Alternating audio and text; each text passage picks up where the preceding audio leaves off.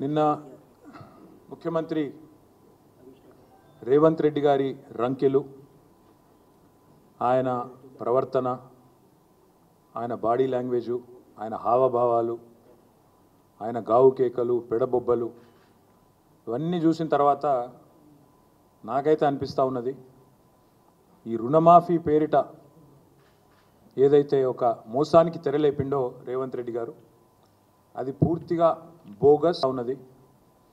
ఈ రుణమాఫీ పేరిట ఏదైతే ఒక మోసానికి తెరలేపిండో రేవంత్ రెడ్డి గారు, అది పూర్తిగా బోగస్, ఒక $1 మిలియన్ జోక్గా తేలిపోయింది. కాబట్టే దాని నుంచి అటెన్షన్ డైవర్ట్ చేయడానికి ఇవాళ ఈ రకమైన విన్యాసాలు చేస్తున్నారని నేను అనుకుంటా ఉన్నాను.